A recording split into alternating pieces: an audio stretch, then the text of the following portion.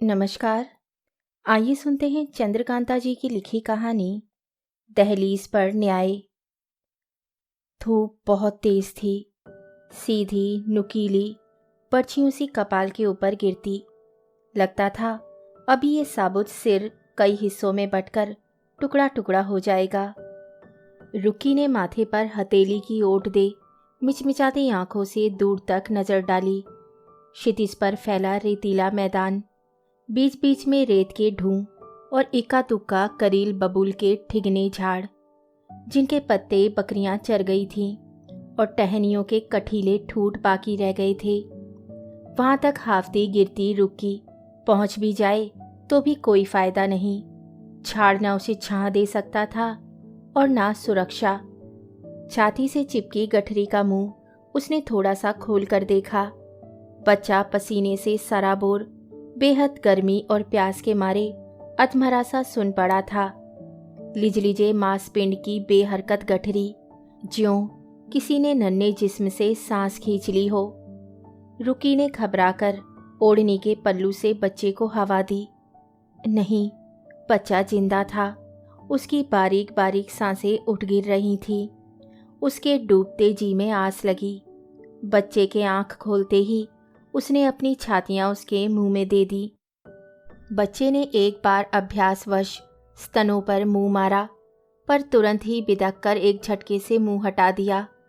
रुक्की ने सोचा दूध की धार उसके जंपर को भिगो रही होगी, लेकिन ऐसा कुछ भी न था। 3 दिन की भूख प्यास से उसके रंगों को खुश्क कर दिया था। दूसरी बार कोशिश करने पर भी बच्चा दूध खींच न सका और ऊब और प्यास के मारे इयां इयां करके चीखने लगा। चीख से घबराकर दाएं बाएं देखती वह बच्चे को बाहों में झुलाने लगी। बच्चा थोड़ा चुप हुआ, पर इस बार उसकी अपनी चीख निकल गई। धरती पर रेंगते जाने किस जीव ने उसके पैर में जोर का डंक मारा था। घबराहट और दर्द से रुआसी उसने ओढ़नी का किनारा फाड़ टखनों के पास कसकर बांध दिया। क्या जाने कौन जहरीला कीड़ा था। आसपास रेंगता कुछ नजर तो ना आया। पीड़ा से उसकी आंखों में आंसू आ गए, लेकिन दूर दूर तक रेत के लहरिए सागर के सिवा कोई उसके आंसू देखने वाला नहीं था। हवा भी ज्यों दम साधे चोरनी सी कहीं छिपी बैठी थी। कहने को 3 दिन, पर लगता था महीनों हो गए उसे भागते हुए भेड़ियों, भालुओं और मैल खाते सुअरों से बचते हुए। आदमी की अकल में आदमखोर हैवानों से उसका पाला पड़ा था। घर द्वार की सुरक्षा छोड़ जो नंगे आसमान के नीचे आ गई थी। यह सब हुआ था उस पापी महंत के कारण। उसकी भी तो मत मारी गई थी। कैसी भागी भागी गई थी छोरे को लेकर महंत की आशीष लेने। सत्यानाशी महंत ने कैसे सख्त आवाज में उसे सरापा था। सरापा ही तो, आशीष थोड़े दी। बच्चे को घूरते हुए ठस बेलोस आवाज में रुक्की से कहा था, देवी माँ को तेरे इस छोरे की जरूरत है। उसकी ऊपर की सांस ऊपर और नीचे की नीचे रह गई थी। महंत उसके सिर कंधों पर हाथ फेरता उसे वरदान सा देता बोला था, इसकी बलि देगी तो 10 गबरू जनेगी। अभी तू जवान है।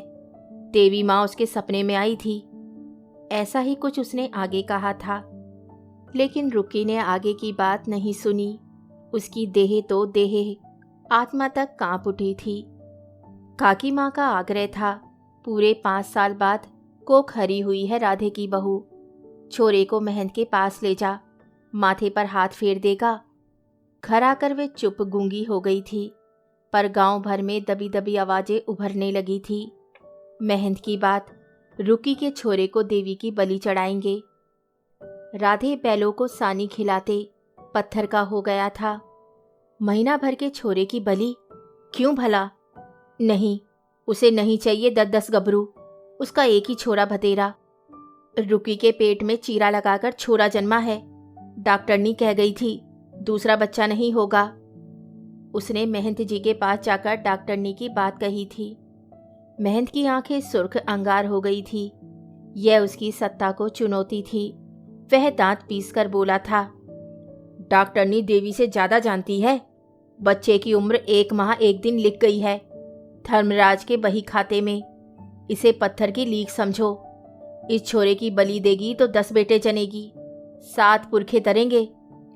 नहीं तो ये छोरा जनकर भी उम्र भर बांझ की बांझ रहेगी। धन्नो, लक्ष्मी, बुधवा, हरि काका आगत की आशंका सूंघ उसे गुस्से की लपट में भस्म होते होते रह गए थे। ऐसा आतंक था महंत का गांव में। राधे समझाते, पांव पकड़ते हार गया, लेकिन महंत का दिल ना पसीजा। गांव के बड़े बूढ़े भी प्रकारांतर से महंत की बात का समर्थन करने लगे थे।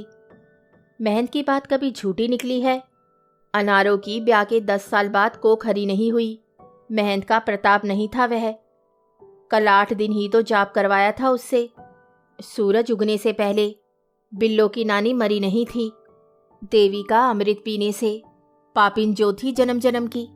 महंत जी ने क्या झूठ कहा था? रुकी किसी को ना समझा सकी। राधे जान गया कि महंत अपनी जिद पूरी करवा के रहेगा। कितने तो गुंडे बदमाश पाल रखे हैं। देवी के नाम पर उसका बच्चा बलि चढ़ेगा और वे अपनी आंखों से यह अत्याचार ना देख पाएगा। राधे उसी दिन गांव छोड़कर भाग गया। रुक्की अकेली पड़ गई, लेकिन रुक्की जब्बर औरत है। उसने जिद पकड़ ली, वह इस नन्ही जान को जिंदगी देगी। वह न्याय के दरवाजे खटखटाएगी। रुक्की कमजोर नहीं पड़ेगी। वह इस महंत के बच्चे से निपट लेगी। सारा कच्चा चिट्ठा खोलकर रख देगी पुलिस दरोगा के सामने। कांपते हुए घुटनों पर हाथ का भार डाल रुक्की ने उठने की कोशिश की। आसपास कहीं कोई कुल किनारा नहीं। धरती अकड़े हुए चमड़े सी सख्त और बेदर्द। आंखों के कोए बेअंत जलन से लहकते से। गले का थूक भी सूख गया था। ताल अनावृष्टि के शिकार किसी तालाब के सूखे दरार भरे तल की तरह फूटने को आ रहा था। नहीं, इस तरह धूप में बैठकर झुलसने से नहीं चलेगा। शरीर में आखिरी सांस रहते उसे चलना होगा। रीढ़ की हड्डी तक सनसनाती पैर की पीर को झटक वे सितकार दबाती उठ खड़ी हुई। एक पांव को लिथड़ती गिरती पड़ती रुक्की धूप ढलने तक पेड़ों के झुरमुट तक पहुंच गई, जिनकी छां तले पक्के कुएं की जगत नजर आ रही थी। पास ही कहीं गांव होगा। इक्का दुक्का झुग्गी भी नजर के घेरे में आने लगी थी। कुएं में पानी बहुत नीचे था। पानी खींचने की डोल की जगह केवल एक मोटा रस्सा लटक रहा था। डोल शायद निकाल दिया गया हो। आसपास कोई बर्तन भांडा, कोई टीन का डिब्बा भी नजर नहीं आया। क्या करे रुकी? पास की झुग्गी का द्वार खटखटाए। कोई पहचान वाला निकला तो? अहम, इस दूर के गांव में कौन पहचानेगा उसे? कोई पूछे कौन है, कहाँ से आई हो, ऐसी अधमरी हालत कैसे हो गई?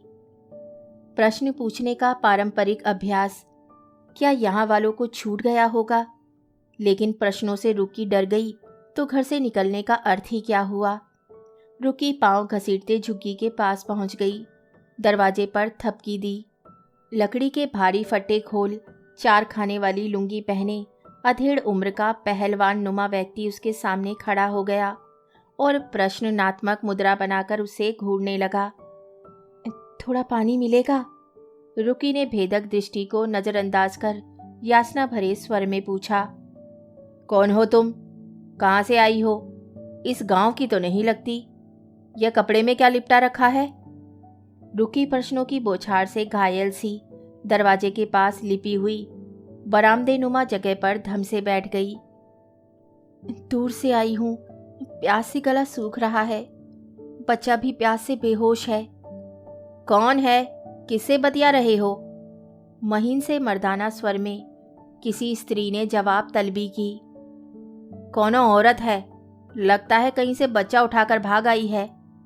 लुंगीधारी ने उसकी तरफ घूरकर अंदर की ओर बात उगल दी। तब तक भीतर वाली औरत पांव के भारी कड़े खनखनाती आटे सने हाथ लिए दरवाजे तक आ गई। रुक्की को ऊपर से नीचे तक परखते उसने भी प्रश्न ही किया। क्या है? इस तरह यहाँ क्यों बैठी हो? कौन हो? दूर से आई हूँ, थोड़ा पानी मिले तो चल दूंगी। रुक्की की आवाज़ भर्रा गई। पर जा कहाँ रही हो और कहाँ से आई हो? लुंगीधारी बार बार खोद खोद कर प्रश्न पूछे जा रहा था। इस बार उसकी औरत ने हाथ के इशारे से उसे बात करने से बरस दिया। आओ, भीतर चली आओ। अंदर बैठकर बात करो। नारी मन की सहज संवेदना शायद बच्चे को देखकर जग गई थी। पानी की घड़वी लाकर उसने रुक्की के हाथ में दी थी। उसने लोटे से धार बनाकर पानी हलक में डाल दिया। मुंह में धूल और रेत का किरकिरा स्वाद महसूस करते भी उसने कटाकट पानी पी लिया। पानी की धार उसकी चोली भिगोती बच्चे के ऊपर पड़ी तो बच्चा कुनमुनाया। रुक्की ने हथेली की ओक बनाकर बच्चे को पानी पिलाया। वे जल्दी जल्दी अपने नन्हे लाल कपोलों से होठ जीभ चलाता पानी गुटकने लगा। जल्दी से उसे धसका लगा तो रुक्की ने उसे थोड़ा झुककर पीठ पर 2-3 थपकियां दी। बच्चे की नाक आंख से पानी निकल आया और वह बिटर बिटर आसपास देखने लगा। स्त्री उसे पानी पर टूटते देख समझ गई कि यह औरत प्यासी ही नहीं भूखी भी है। भीतर जाकर उसने एक अधमैले से कपड़े में लिपटी बाजरे की रोटी निकाली और उस पर थोड़ा सा बथुए का साग रखकर सामने धर दिया। इसे खा लो, फिर अपनी बात बोलो। रुक्की जब रोटी खा रही थी तो 2-3 नाक सुड़कते कमर तक नंगे लड़के दरवाजे के पास खड़े होकर कौतुक से उसे देख रहे थे, जो शायद इस औरत के बच्चे थे। रुक्की जल्दी जल्दी रोटी गले में ठूस रही थी और उसे धसके पर धसका उठ रहा था। स्त्री घुटनों पर ठोड़ी टिकाए कुछ सोचती सी उसे देख रही थी। रोटी खाते ही रुक्की ने चोली ऊपर उठाकर बच्चे को दूध पिलाना शुरू कर दिया था, पर बच्चा किसी भी तरह दूध खींचने को राजी नहीं हो पा रहा था। इसे लू लग गई है शायद। स्त्री ने पास जाकर बच्चे को देखा, फिर रुक्की की छातियां देखी और अनुभवी लहजे में बोली, दूध की रगें सूख गई हैं, तभी बच्चे का ताल चटक गया है, सूखे स्तन खींचते। मैं दाल का पानी देती हूँ, उसे पीकर थोड़ी बुहारी करो झुककर, दूध उतर जाएगा, घबराने की कोई बात नहीं। स्त्री ने बच्चे की ओर हाथ बढ़ाकर उसे अपने पास लेना चाहा। लाओ इसे दो, थोड़ा दूध पिलाऊंगी इसे। रुक्की ने एकदम बच्चे को अपने से भींच लिया। नहीं नहीं, वह बाहर का दूध नहीं पीता, वह थोड़ा घबरा गया है गर्मी से, पानी पीने से ठीक हो जाएगा। रुक्की ने दोबारा ओढ़नी का सिरा गीला किया और बच्चे के सिर मुंह पर फेरा। बच्चे को वह अपने से अलग नहीं करना चाहती थी। स्त्री ने तब थोड़ा गुड़ मिला पानी लाकर दिया, जिसे बच्चा चटक चटक आवाज निकालकर पीने लगा। रुक्की के पैर में बंधी पट्टी देख स्त्री ने उसका पैर देखा, दर्द से नीला पड़ गया था। भीतर जाकर उसने कोई तेल जैसी दवाई निकाली, चाकू से खुरसकर डंक निकाला और डंक की जगह हथेली से तेल रगड़ दिया। ठीक हो जाएगा, कोई बिच्छू इच्छू काट गया लग रहा है, यूँ ज़्यादा जहरीला नहीं दिखता। स्त्री की सहानुभूति से रुक्की भावोद्रेक से फफक फफक कर रोने लगी। कौन है ये अनजान स्त्री, क्या लगती है उसकी माँ तो नहीं आई इस स्त्री का रूप धरकर। लुंगीधारी खटिया पर बैठा रुक्की को बुरी तरह से घूरे जा रहा था। उसे रुक्की पर तरह तरह के शक सुबह हो रहे थे। कई रंगों की कड़ाईदार चोली पहनी है रांड ने, खूब से चुन्नट वाला चटक रंग का घाघरा, किसी खाते पीते घर की लगती है। क्या पता कहीं चोरी चकारी की हो या किसी यार के साथ चोरी छिपे घर से निकल आई हो और वह इसे गच्चा देकर भाग गया हो। अब ये पुलिस के डर से भाग रही हो। उसने पत्नी से कहा, इसे जल्दी से रफा दफा कर दो, कहीं हम भी पुलिस की लपेट में ना आ जाएं। पुलिस के नाम से स्त्री को थोड़ा डर जरूर लगा, पर रुक्की को रफा दफा करने से पहले उसने उसकी कहानी सुनी। रुक्की पर अविश्वास करने का कोई कारण उसे नजर न आया। कनपटी के पीछे बालों को खुजलाते उसने पूछा, गांव छोड़कर आई सो ठीक किया, पर अब जाओगी कहाँ? रुक्की अब सस्वर रुदन करने लगी। क्या कोई नहीं है तुम्हारी माँ के घर? रुक्की ने सिर हिलाकर नकारात्मक संकेत में उत्तर दिया। नाते रिश्तेदार? ना, उनके पास नहीं जाऊंगी। स्त्री ने लंबी उसास भरकर झुग्गी के एक कोने की तरफ इशारा किया। उधर पड़ी रहो रात भर, सुथरी जगह है, अभी खाट लेने जाऊंगी तो 4 जने पूछने लगेंगे। सो जा, थक गई है, बाकी कल देखेंगे। रुक्की कोने में जाकर अंधेरे में धंस गई। यहाँ उसे बड़ा सुकून मिला। लुंगीधारी की नजरें उसे यहाँ से देख नहीं पा रही थी, हालांकि वे उन्हें अपने समूचे जिस्म पर रेंगते महसूस करती भीतर ही भीतर घिनाने लगी थी। बच्चा थक चुक कर निढाल हो गया था। उसने भी आंखें बंद कर ली, लेकिन बंद आंखों के आगे उसे होलनाक दृश्य धमकाने लगे। जलती मशालों सी लाल आंखें, उसका मांस नोचने को आतुर, लंबे धारदार बगनखे झुग्गी के कोने कोने से थमकाने लगे। वह सोई थी या जागी थी, उसे कुछ पता नहीं चला। एक बेअंत दौड़ में वह हाफ रही थी। कभी हरी काका का द्वार खटखटाती, कभी धन्नो बुआ की देहरी लांघती, बदहवास रोती गिड़गिड़ाती, बंदरिया के मरे हुए बच्चे की तरह बच्चे को सीने में चिपकाए। लेकिन यह क्या, हरी काका पत्थर की बेजान बुत बन गए थे। काके की आंखों से धार बनकर आंसू बह रहे थे, सदियों से बहाए औरत के आंसू। लेकिन उसकी जुबान बंद थी, होठ सिले हुए। वह बावली सी पूरे गांव में चीखती रही, परंतु गांव एकदम सुनसान जंगल बन गया था। जहां उसकी चीखें हवा में गूंजती, उस तक वापस लौट आई थी। मेहंत की बात, हाँ, मेहंत की बात टाली नहीं जा सकती थी। कुछ अंधविश्वास, कुछ वहम, कुछ लाचारी। देखा नहीं था तुमने बनवारी को बरगद की डाल पर लटकते? तब से किसी ने हिम्मत की मेहंत की बात टालने की? लाजो की लाश नहीं मिली थी कुएं में? मेहंत को दुराचारी कहा था उसने। रुक्की की कोख से जरूर किसी नाग ने जन्म लिया है, नहीं तो मेहंत को क्यों ऐसा सपना आता? मेहंत देवी का भक्त है, देवी जो आदेश देगी वे करके ही रहेगा। रुक्की राधे की मर्जी होने ना होने से क्या फर्क पड़ता है? विरोध की शक्ति उनमें भी नहीं थी, जो इस खेत से उस खेत में पानी की धार कटने बहने पर सिर फुटोवल करते थे और जरा जरा सी बातों पर मरने मारने पर उतारू हुआ करते थे। लेकिन रुक्की अड़ गई। यह रुक्की का अपना मामला है, उसे नहीं चाहिए 10 संतानें, वे अपने छोरे को नहीं देगी। मेहंत क्या, आप देवी भी आकर मांग ले तो भी नहीं। रुक्की फरियाद करेगी, पुलिस चौकी पर रपट लिखाएगी, कोर्ट कचहरी जाएगी। कोई कायदा कानून नहीं बचा क्या दुनिया में? रुक्की आधी रात को चुपचाप निकल गई अंधेरे रास्ते पर। डिबरिया, लालटेन और इक्का दुक्का गैस के डंडे बुझाकर लोग सो गए थे। दूर से सियारों की हुआ हुआ आवाज सुनसान रात को भयानक बना रही थी। हर आहट पर ज्यों मौत पंजे खोले खड़ी हो। सुबह सूर्य उगने से पहले सोया गांव देवी के मंदिर में इकट्ठा हो जाएगा और रुक्की के बेटे की तलाश शुरू हो जाएगी। सूर्य उगने से पहले ही वह पुलिस चौकी पर पहुंच गई थी। लाल छत वाली पक्की ईंटों का लंबोतरा सा मकान उसने पहले देखा कहाँ है, पूछ पूछ कर आ गई। मकान के सामने खुले बरामदे में 2 खाटें बिछी थी, जिन पर 2 व्यक्ति सोए खा खा खराटे भर रहे थे।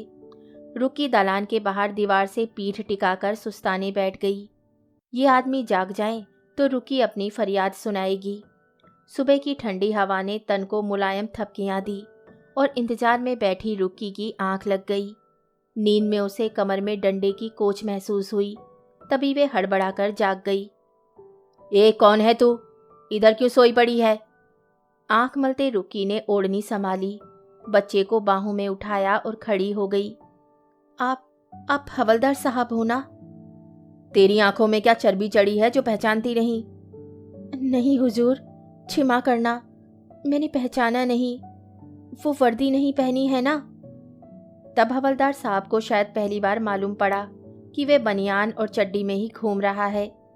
ठीक है, बोल क्या बात है? हवलदार छेपने की बजाय कुछ ज्यादा ही अकड़ से बोला। हुजूर, फरियाद करने आई हूँ। किससे? कैसी फरियाद? कोई मर मुर गया? कहीं कत्ल वतल हो गया? नहीं हुजूर, वो रपट लिखानी है।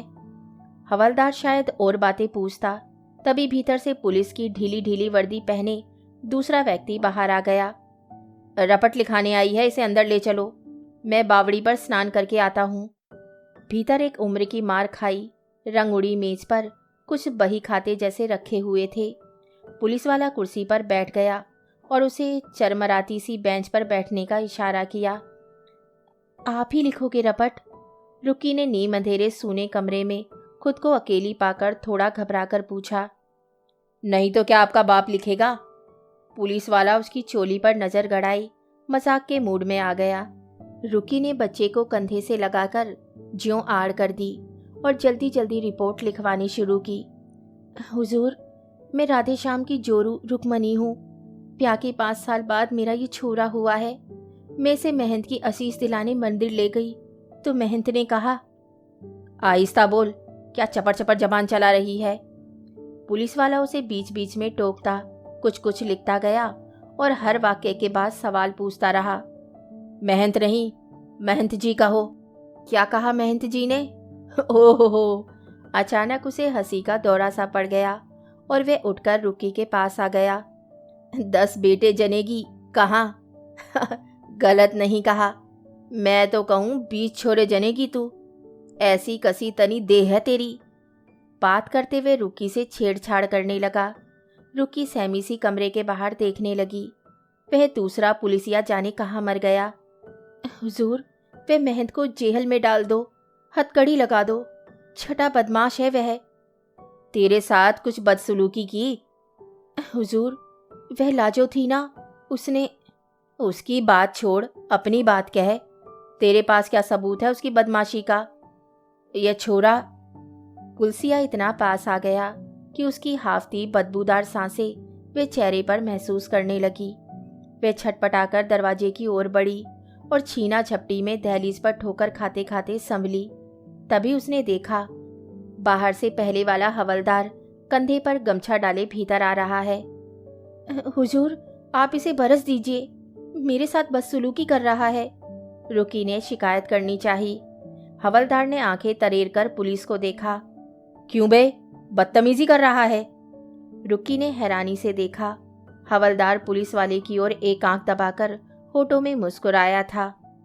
अकेले अकेले? रिपोर्ट लिखवा दी? वह रुकी की तरफ मुड़ा। हाँ हुजूर। रुकी सहमी सहमी सी खड़ी रही। अभी तो पूरी नहीं हुई हवलदार साहब, अभी तो बात शुरू की है। पुलिसिया पीले दांतों के ऊपर टिके काले मसूड़े दिखाते बोला। नहीं, बस इतनी सी बात है। रुकी को सारा कमरा जेल की काल कोठरी सा लग रहा था। उसका दम घुटने लगा और वे वहां से जल्दी भाग जाना चाहती थी। बैठ जाओ। क्या नाम बताया? रुक्मिनी। अभी दरोगा साहब आएंगे, वे तफ्तीश करेंगे। बच्चे को जरा बाहर ले जाऊं, कपड़ा गीला कर दिया है। बच्चे का बहाना बनाकर वह बाहर बैठ गई। बाहर दलान में हथकड़ी पहने 2 आदमी आपस में बतिया रहे थे। उनके चेहरे पर भय या सहम जैसी कोई छाप नहीं थी, जो सैर करते पुलिस चौकी तक निकल आए हों। बल्कि रुकी को देखकर वे भी कुछ ऊटपटांग बोल मारने लगे।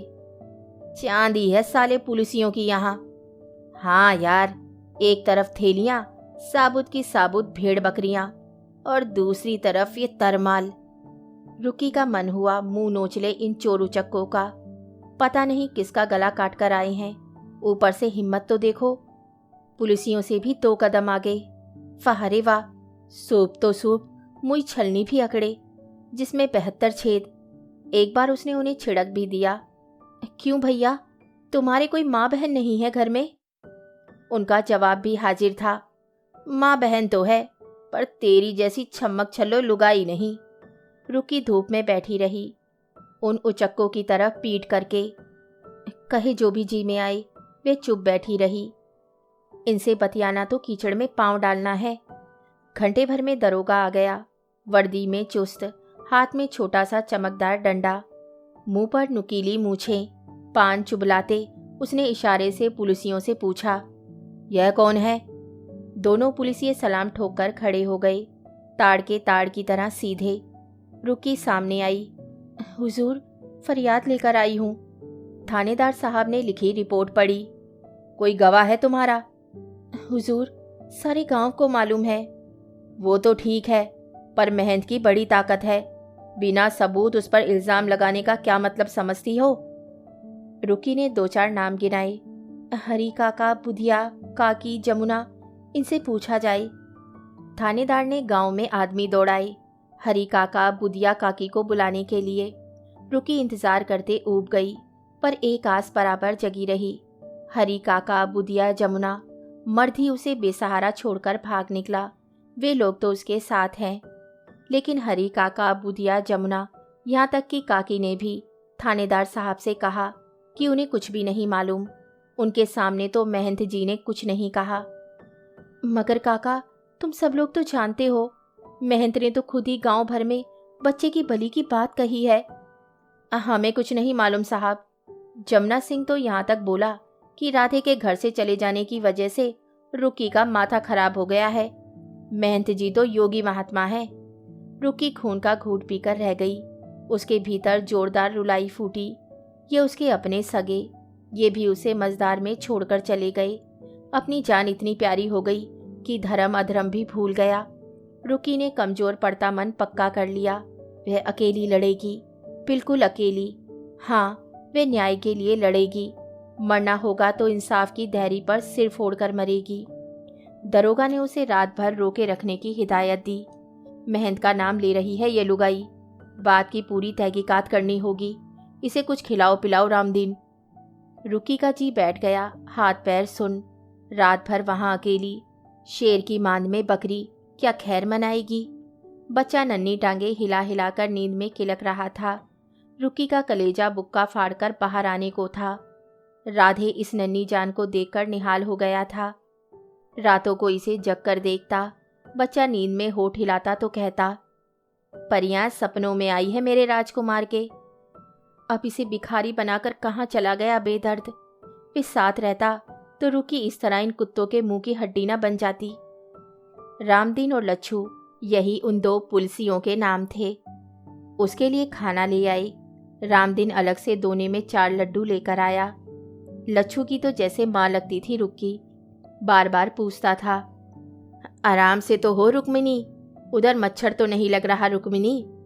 अपने दरोगा साहब की बड़ी ताकत है, उन्हें तू जरा खुश कर दे बस। बाकी समझ ले कि न्याय आपे चल के तेरे दरवाजे पर खड़ा हो जाएगा।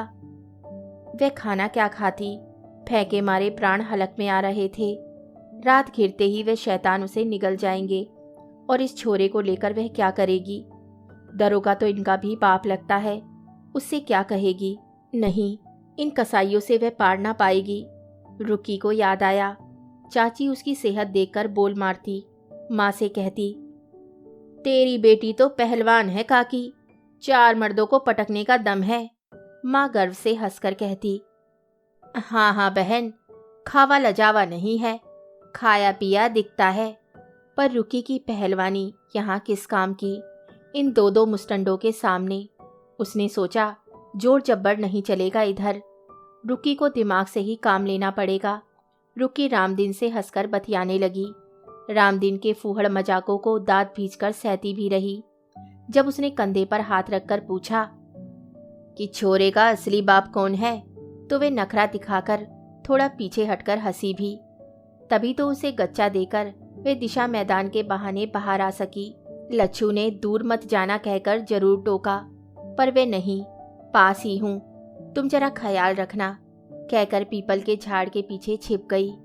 2-1 मिनट बाद तने की ओट होकर उसने जब दोनों को चिलम का सुट्टा लगाते देखा तो वे दबे पांव कटे हुए धान की ढेरियों और झाड़ झरबेरियों से होती हुई भाग निकली और रात भर थकान से चिथड़ा चिथड़ा हुआ जिस्म लिए भागती रही। अचानक रुक्की को महसूस हुआ कि झोपड़ी की छत उस पर गिर रही है। हजारों हाथ जो उसे नोचने को बढ़ाए हों। दबाव और घुटन से उसकी चीख निकल गई। क्या हुआ? शोर सुनकर दूसरे कमरे में सोई स्त्री जाग पड़ी। कोई आदमी, वह हकलाई। फिट्टे मुंह मर्दुए। कमरे में डोलती छाया देखकर वे बड़बड़ाती पास आई। अरे तू डर गई है शायद सपने में, रुक्की ने उसे नरम आवाज में कहा। सो जा, मैं दिया बलाकर सिराने धर दूंगी। स्त्री अपना बिछोना सरकाकर पास लेट गई। सुबह धुंधलका छटते ही उसने रुक्की को जगाया। उठो, हाथ मुंह धोकर मुंह में कुछ डाल लो, 2 रोटी पोकर देती हूँ, इन्हें साथ ले चलो और यहाँ से चली जाओ। रुक्की खामोश उसे देखती रही। कपड़े में लपेटकर रोटियां उसने बांध दी। बाटी में थोड़ा सा दूध लाकर बच्चे को पिलाया। अब जाओ, शाम तक नेड़े के गांव तक पहुंच जाओगी। वहाँ सरदार अतर सिंह की कोठी है, उधर जाओ, कुछ काम धाम देगा। खाता पीता आदमी है, धर्म कर्म में विश्वास है, सुना है सच्चा आदमी है। कंधे पर हाथ रखकर वे स्नेह से बोली, भगवान और इंसान दोनों ने तेरे साथ बेइंसाफी की है। तू घर से निकल पड़ी है। अकेली औरत की हर तरफ से मार है। मैं नहीं जानती तुझे न्याय मिलेगा या नहीं, पर गिद्ध चीले तुझे नोचेंगे जरूर। मर्द जात पर मेरा भरोसा नहीं है, पर हो सकता है इस छोरे की किस्मत से तुझे कोई भगवान मिल जाए। सरदार का घर पक्की ईंटों की हवेली नुमा कोठी थी। बड़ी हिम्मत बांधकर रुकी ने दरवाजे का भारी सा गोल कुंडा खटखटाया। 10-12 वर्ष के लड़के ने दरवाजा खोला। किससे काम है? सरदार अतर सिंह जी यहाँ रहते हैं। रुकी लड़के के इशारे पर भीतर चली गई। साफ धुले आंगन में मंजे पर दरी बिछाकर बैठी सरदारनी सरोते से सुपारी काट रही थी। सरदार आराम कुर्सी पर टेक लगाकर बैठा अखबार पढ़ रहा था। रुकी बच्चे को लेकर पैरों के पास धरती पर बैठ गई। सरदार पक्की उम्र का रोबदार आदमी था। उसकी दाढ़ी आधे से ज्यादा सफेद भी, जो करीने से मोड़कर चेहरे पर जमा दी गई है। सरदारनी ने उसे 1-2 बार देखा, एक आध बात की और विशेष रुचि ना दिखाकर तन्मयता से सरोता चलाने लगी। सरदार ने परीक्षक की दृष्टि डाली और पूछा, किस लिए आई है? कौन सा काम करोगी? रोटी पानी करूंगी, झाड़ बुहार करूंगी, कपड़े लत्ते धोऊंगी, और हाँ, रुकी ने कुछ रुककर धरती ताकते हुए कहा, कोई गलत काम नहीं करूंगी। सरदार ने एक्सरे मशीन जारी रखी। गलत काम मतलब? रुकी बेलाक लहजे में बोली, आपकी बड़ी तारीफ सुनी है, इसी से साफ बात कहती हूँ, मैं वह काम नहीं करूंगी जो मर्द लोग औरत को मजबूर समझकर कराते हैं। सरदार स्तंभित अचंभित उसकी तरफ देखने लगता है। मुंह में सुपारी चुभलाता, मूंछों में हल्का सा मुस्कुराया भी शायद। मैं घर से भाग आई हूँ, यह भी सुन लो सरदार जी। यूं घर में नास पानी की कमी नहीं थी, पर वहाँ गांव वाले मेरा बच्चा ले रहे थे, इसी से। तुम्हारा बच्चा क्यों? इस पर सरदारनी की रुचि जाग उठी। वह दूसरी बात है, आप कहो काम मिलेगा कि नहीं, जान लगाकर काम करूंगी। सरदारनी प्रभावित हुई। रुकी को काम मिल गया। रुकी जब्बर औरत मालूम पड़ती है, सेहत अच्छी है, खेत मजूरी भी कर सकती है। आगे की कहानी यूं है कि रुकी को काम मिल गया। महीना भर उसने काम किया जी जान से, खाना बनाया, झाड़ू बुहार की, खेतों पर गोड़ाई निराई भी की और सरदारनी के पैरों में मालिश भी करती रही। कभी उसके सिर में करबुल करबुल होती तो 2 टटोले भी देती सिर में। सरदार ने उसकी दुख गाथा सुनी और कहा कि वे उसे किसी बड़े वकील से मिलाएगा, महंत को सजा दिलाएगा और रुकी के बच्चे को, जिसे वे कन्हैया कहने लगे थे, पूरा न्याय दिलाया जाएगा। सरदारनी आश्वस्त हो गई। रुकी सचमुच हीरा है। रुकी सरदार सरदारनी को चाचा चाची कहकर बुलाने लगी और ऐसा महसूस हुआ कि रुकी के दिन फिर गए, उसे भगवान मिल गया। तभी एक दिन अचानक शहर से तार आया, सरदारनी के पिता बीमार हैं, जल्दी चली आओ। सरदारनी घर बार रुकी को सौंप शहर चली गई। रुकी खाना बनाती रही, चाचा को खिलाती रही, खाते वक्त पंखा झलती रही। आखिर वे उसका चाचा बन गया था। एक दिन सरदार को सर्दी हो गई, बुखार और जबरदस्त कपकपी छूटने लगी।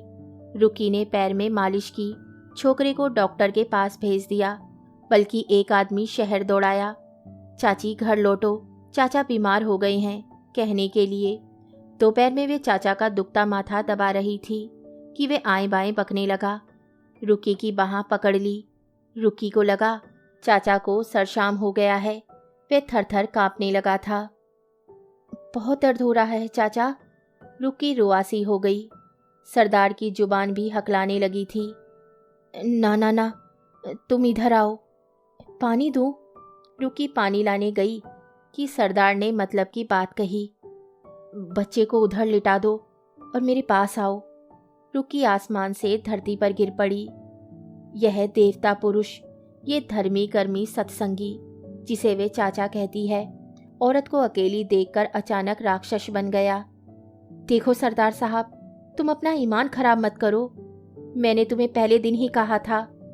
सरदार ने बच्चे को दाएं हाथ से उठाया और बाएं हाथ से रुकी को अपनी तरफ खींच लिया। ज्यादा चू चपड़ की तो बच्चे को धरती पर पटक दूंगा, ऐसे ही मरियल पिल्ला सा है।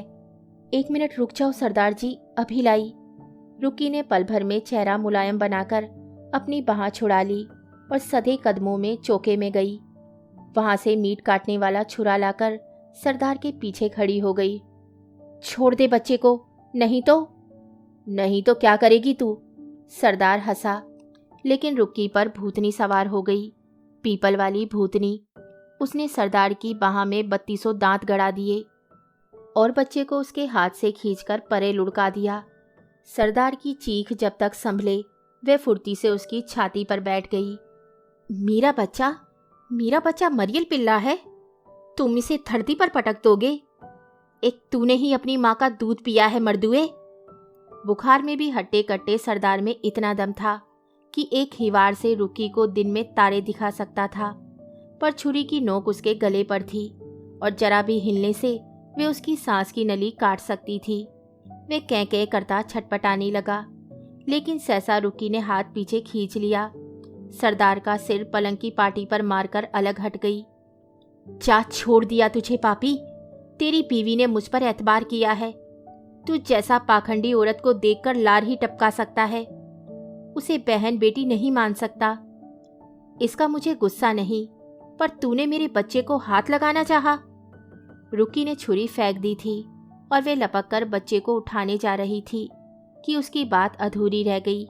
अब वे सरदार की कड़ी गिरफ्त में थी और छटपटा रही थी। सरदार वहशी हो गया था। तू मुझे मार डालती साली, 7 घाट का पानी पीकर सती सावित्री बनती है चुड़ैल। जाने किसका पाप ढो रही है बदचलन। तूने कहानी गढ़ी और समझा मुझे बुद्धू बना दिया। तुझ में दम है मारने का, जेल फांसी ना होती तेरी, और ये भरी जवानी तेरी सड़ती नहीं उम्र भर जेल खाने में। चिथड़ा हुई देह को उठाते बदहवास रुक्की ने रोकर बेदम हुए बच्चे को नंगी छातियों से चिपका लिया। ओढ़नी समेटते उसने आजहद नफरत से धरती पर थूका। वो ऊपर वाला कहीं है, तू जानता है कि अब तक तेरी यह कीड़े पड़ी देह ठंडी पड़ गई होती। मैं सती सावित्री नहीं हूं रे पाखंडी, पर तुझ पापी कंस की आज इसी मरियल पिल्ले ने ही जान बख्श दी। रुक्की आज अपने इस कोक जने के कारण ही मार खा गई। रुक्की की आंखों से उबलते पानी का सोता फूट पड़ा। थर्राती आवाज घर के सूने कोने अंतरों को हिलाने लगी। जेल फांसी से तुझ जैसे धर्मी कर्मी ही डरते हैं शरीफ जादे। मैं तो तुम्हारे कानून से डर गई। कत्ल के जुर्म में मुझे फांसी मिल जाती तो शायद मेरा इंसाफ हो जाता रे पापी, पर मेरी इस कलयुगी कन्हैया के साथ कौन इंसाफ करता। कहानी सुनने के लिए धन्यवाद। तो इसी के साथ मैं आपसे विदा लेती हूँ और कल फिर मिलती हूँ एक नई कहानी के साथ।